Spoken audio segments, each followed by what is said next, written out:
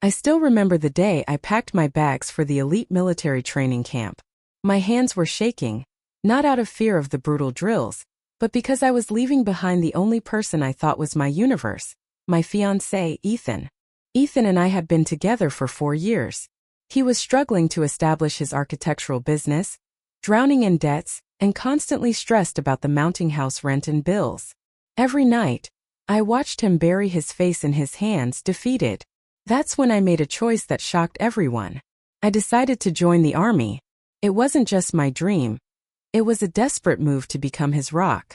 I knew that the specialized training would offer a high stipend and a secured financial future. I looked Ethan in the eyes before leaving and whispered, "Don't worry about the money anymore. I will endure the hell out of this training so we can build our heaven." For 2 grueling years, my life was a cycle of mud, sweat, tears, and fractured bones. There were nights when my muscles screamed in pain, and every inch of my body begged me to quit. But every time I felt like collapsing during a midnight tactical run, I pictured Ethan's smiling face. I thought of the home we were going to build.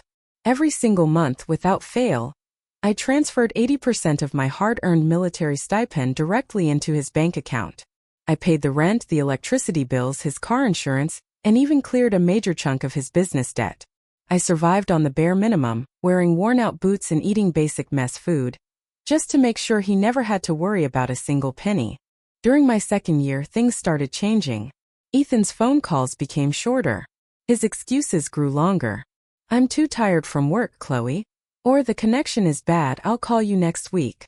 I brushed it off, thinking he was just working day and night to match my efforts.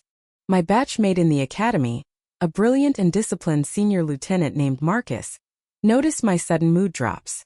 Marcus was the kind of officer everyone respected, strict but incredibly observant. One evening after a punishing obstacle course, he handed me a water bottle and said, "You're pushing yourself past your limits, Chloe. But your eyes look like they're carrying a weight that doesn't belong to the army. Take care of your heart first." I thanked him politely but kept my distance. My loyalty belonged to Ethan, or so I blindly believed. Finally, the day arrived. I graduated at the top of my class, earning a prestigious rank and a surprise 2-week leave before my official deployment. I didn't call Ethan. I wanted to see the look of pure joy on his face when I showed up at our apartment door unannounced, wearing my proud uniform. I bought his favorite premium coffee blend and took a midnight cab straight to the city. My heart was pounding with excitement as I walked up the stairs to our apartment at 2 a.m. I slid my spare key into the lock, turning it as quietly as possible. The door creaked open. The apartment was warm, smelling faintly of expensive perfume, a scent I knew I couldn't afford on my military budget. As I stepped into the dark living room, a sound from the master bedroom made me freeze in my tracks. It was a soft, melodic laugh of a woman. Then came Ethan's voice, lower and sweeter than I had heard it in years. "Don't worry about the landlord, babe. My naive little soldier just transferred the quarterly rent bonus today. She's out there crawling in the dirt so we can live like royalty in the city." The woman laughed again, teasingly asking, "What if she finds out about us?" Ethan scoffed. "Finds out? She's thousands of miles away playing war games. She doesn't have a clue. Tomorrow we're using her card to buy that diamond necklace you wanted." In that single agonizing second, the world I had bled 2 years for shattered into a million sharp pieces. I stood inside the dark living room, my fist clenched so tightly around the apartment key that the metal dug into my skin. For 2 years, I had endured broken bones and sleepless nights for a man who saw me as nothing but a paycheck for his mistress. I wanted to kick the door open and scream, but the military had taught me one valuable lesson. Never attack when you are emotionally unstable. Plan your strategy first. I quietly turned around, stepped out of the apartment, and closed the door without making a single sound. I walked out into the freezing night air, my tears finally giving way to a cold, burning anger. Ethan thought I was naive. He thought I was just a brainless soldier crawling in the dirt. I was going to show him exactly what a trained soldier could do when crossed. The very next morning, before the banks even opened, I made my first moves. I logged into my mobile banking application. The account that paid the quarterly rent for that luxury apartment? Blocked. The secondary credit card that Ethan carried in his wallet, which was directly linked to my military stipend? Terminated. the automated payments for the electricity, the high-speed internet, and his premium car insurance.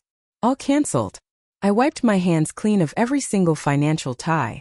Within 48 hours, the cracks began to show. I stayed at a nearby hotel, monitoring the situation. On the third day, I parked my car across the street from a high-end restaurant where Ethan loved to take his friends to show off.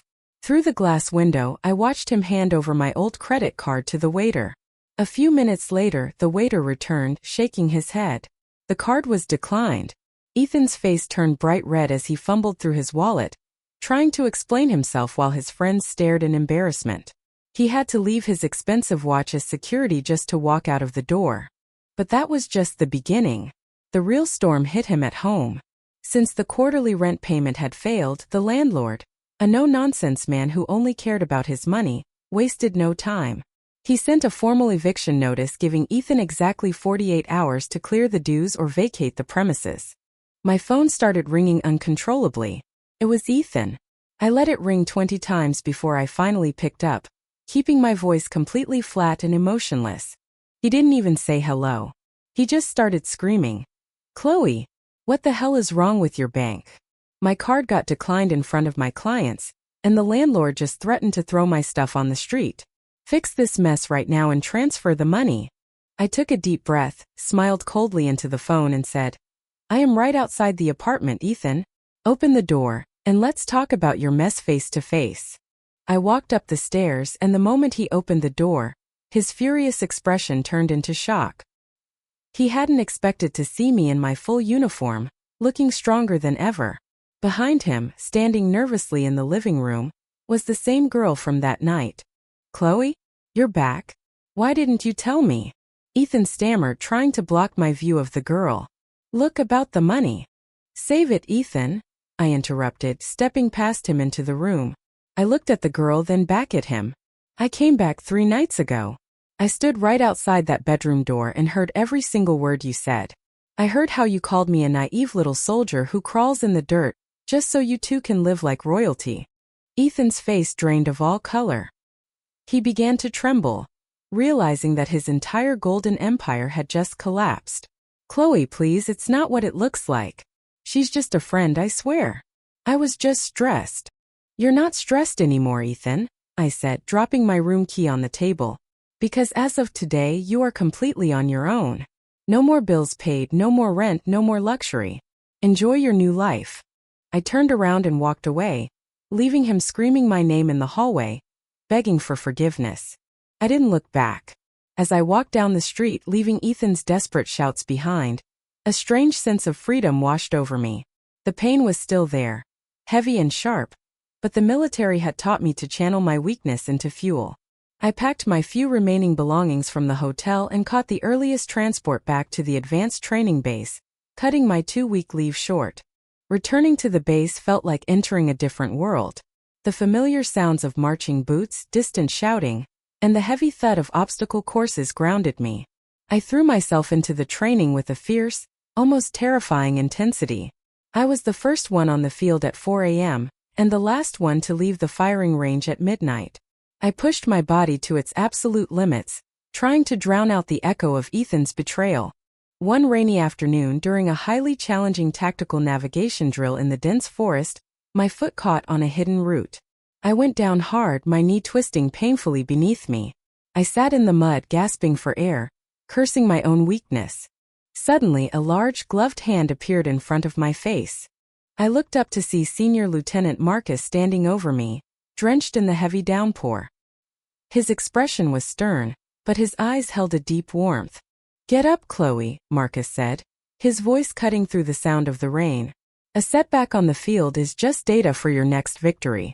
It's not the end of the mission." He pulled me up effortlessly, steadying me as I stood on one leg. Instead of ordering me back to the medical bay, he walked alongside me, adjusting his pace to my slight limp.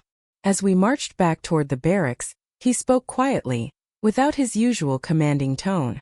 "I saw the notice that you cut your leave short," Marcus said, keeping his eyes on the path ahead. "You don't have to carry the weight of the civilian world alone here, Chloe.